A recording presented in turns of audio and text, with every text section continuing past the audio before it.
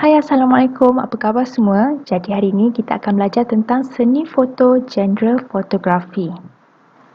Definisi genre dalam fotografi. Jadi apa itu genre fotografi? Maksudnya ialah kategori ataupun style karya seni foto. Okey, kebanyakan fotografer dia menghasilkan pelbagai jenis foto berdasarkan minat, kepakaran serta bidang kerjaya masing-masing. Sekarang kita pergi kepada jenis genre fotografi. Jenis-jenis genre fotografi ada 8, iaitu fotografi dokumentari dan kewartawanan, fotografi jalanan, portrait ataupun portraiture, fotografi fashion, fotografi alam dan landscape, fotografi produk dan periklanan, fotografi seni halus dan last sekali fotografi mikro dan tangkap dekat iaitu close up. Okey, sekarang cikgu akan terangkan satu persatu jenis genre fotografi. Okey, yang pertama dokumentari dan kewartawanan. Okey, dokumentari dan kewartawanan ni dia merakam kejadian sebenar ataupun merekod peristiwa penting dan bersejarah. Contohnya macam perlawanan bola, perlawanan lumba basikal ataupun apa-apa sahaja yang menunjukkan peristiwa penting. Contohnya macam kemerdekaan pun dikira sebagai dokumentari dan kewartawanan. Seterusnya, fotografi jalanan. Okey, fotografi jalanan ni dia fokuskan kepada kehidupan harian masyarakat awam dan diambil secara spontan ataupun natural dan rambang. Okey, kebanyakan gambar jalanan ni kalau kamu tengok dia banyak dalam bentuk black and white ataupun hitam putih. Okey, kalau kamu nak ambil fotografi jalanan ni, senang saja just pergi dekat tepi jalan, kamu nampak ada orang jual-jual ke, kamu ambil gambar dah jadi fotografi jalanan. Okey, seterusnya fotografi portrait. Okey, fotografi portrait ni dia merakam foto individu ataupun berkumpulan untuk menampilkan rupa, kepribadian dan hal benda. Okey, senang je portrait ni macam kamu suka ambil gambar kawan kamu. Okey, ambil secara jelas dan dekat and nampak dia punya bahagian mata, bahagian mulut, bahagian hidung. Semua tu nampak jelas dan dia dikira sebagai gambar portrait. Okey, seterusnya fotografi fashion. Okey, fotografi fashion ni semua orang suka. Sebab apa? Sebab memang fotografi fashion ni tujuan dia untuk menarik perhatian pelanggan ataupun pengguna. Okey, fashion tu dia menjadi lebih menarik dengan bantuan aksesori pencahayaan dalam studio ataupun model serta solekan dan gaya yang sesuai. Okey, seterusnya kita ada fotografi alam dan landscape. Yang ni dia merakam foto alam sekitar menggunakan sumber pencahayaan bagi mendapatkan cahaya ataupun suasana dan warna yang natural. Okey, yang ni senang je. Kamu boleh ambil gambar landscape di rumah kamu, di halaman rumah. Yang tu pun dikira sebagai alam dan landscape. Next, kita ada seni halus. Fotografi seni halus ni dia mengambil gambar, foto yang dihasilkan berkait dengan emosi, idea dan mesej yang ingin disampaikan oleh fotografer. Contoh macam gambar ni kamu tengok. Di sebalik besi-besi basikal tu ada gambar ataupun background pemandangan di belakang dia. Tu dikira seni halus. Ataupun kamu nampak susunan tangga, okey, susunan tangga yang bentuk bulat ke, susunan tangga yang menurun yang nampak cantik, kamu boleh ambil angle yang betul untuk nampakkan fotografi seni halus. Okey, next kita ada produk dan periklanan punya fotografi. Yang ni macam semua orang tahulah, macam iklan ni, salted egg punya adaptif kan. Okey, gambar-gambar fotografi produk dan periklanan ni dilakukan bertujuan untuk mempromosikan ataupun mengiklankan sesuatu produk. Okay, dan last sekali kita ada mikro dan tangkap dekat. Okey, yang ni gambar ni kalau kamu tengok biasanya kita fokus dekat sesuatu benda tu. Contohnya kita nak ambil gambar air dekat daun. Okey, kita gunakan kamera lens yang berbentuk mikro supaya dia boleh nampak lagi jelas air tu.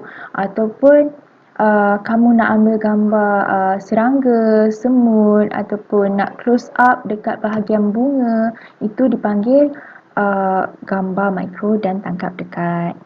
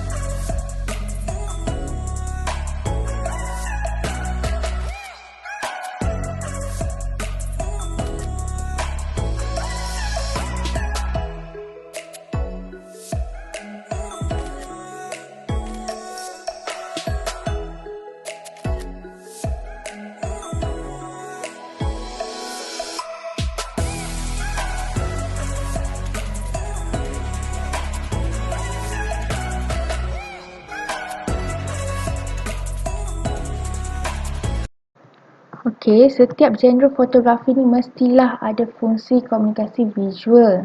Okey, dan setiap jenis genre fotografi tu. Jadi dia akan membuatkan kita lebih memahami kandungan dan konteks foto yang dirakam serta memenuhi keperluan pelanggan. Ia juga dapat mengenal pasti bakat dan minat kita, dapat memaksimumkan impak dan nilai sesuatu foto dan menguasai teknik fotografi dan jenis kamera dan perkakasan yang bersesuaian dengan gambar kita itulah. Dan last sekali, ini dapat menghasilkan foto yang lebih bermutu dan mampu berekspresi serta menyampaikan mesej dalam komunikasi visual. Okay, dekat Malaysia, kita ada 3 orang ikon fotografi. Yang pertama ialah Cik Ahmad Azhar. Okay, beliau dikenali sebagai fotografer dalam genre fotografi jalanan. Kemudian kita ada Amri Ginang. Okay, beliau terkenal dengan genre fotografi portrait dan pengiklanan.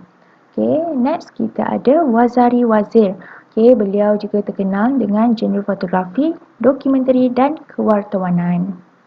Baiklah, sekarang cikgu akan tunjukkan kepada kamu semua, sedikit sebanyak yang cikgu telah kumpulkan demonstrasi bagaimana untuk kita ambil gambar mengikut jenis ataupun genre fotografi. Sebelum kita mulakan demonstrasi kita, cikgu nak kamu sediakan kamera ataupun telefon bimbit kamu sahaja, untuk mengambil gambar. Untuk fotografi produk, bahan-bahan yang kamu perlukan adalah seperti baju ataupun produk-produk seperti kain tudung, dan kamu perlukan sedikit prop seperti kotak tudung ni. Dan kamu susunlah ikut kreativiti kamu, dan kemudian kamu boleh start untuk ambil gambar.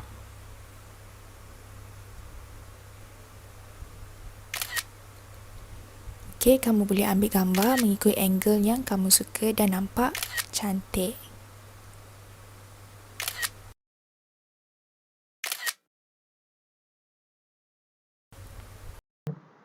Okey, so ni hasil gambar yang cikgu ambil tadi.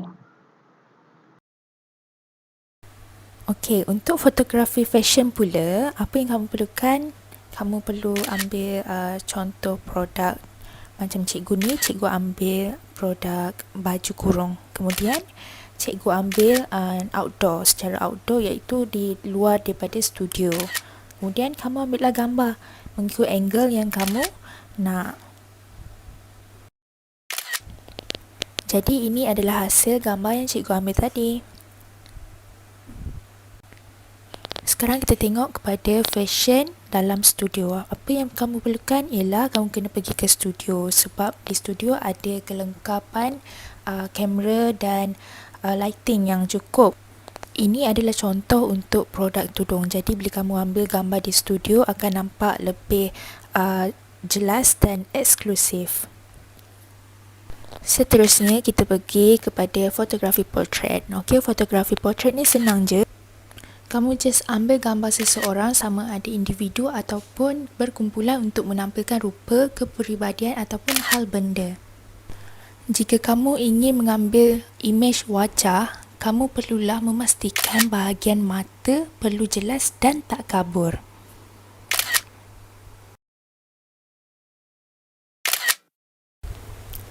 Jadi inilah hasil-hasil gambar yang cikgu ambil tadi. Untuk fotografi tangkap dekat dan mikro, kamu perlulah mengambil gambar secara dekat. Contohnya kamu fokuskan kepada daun ni. Genre fotografi mikro fokus terhadap objek yang sangat kecil. Kamu juga boleh tukar kepada mode portrait untuk mengambil gambar secara makro ataupun tangkap dekat.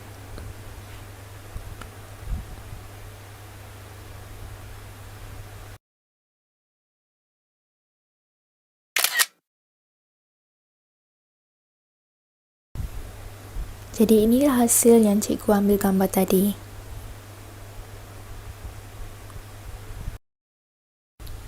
Sekarang kita pergi kepada fotografi alam dan landscape. Genre ini merakam ruang alam semula jadi maupun buatan manusia yang terdapat di sekeliling kita. Contohnya di tasik ini. Okey, jadi gambar yang cikgu ambil ni adalah contoh alam semula jadi.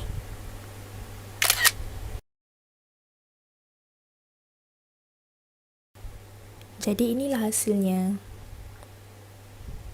Baiklah, jadi itu sahaja demonstrasi yang cikgu dapat sediakan kepada kamu semua. Jadi terima kasih kerana telah meluangkan masa dan cikgu harap kamu boleh mempraktikkan cara-cara ataupun contoh yang cikgu telah sediakan tadi untuk kamu mengambil gambar pada masa hadapan.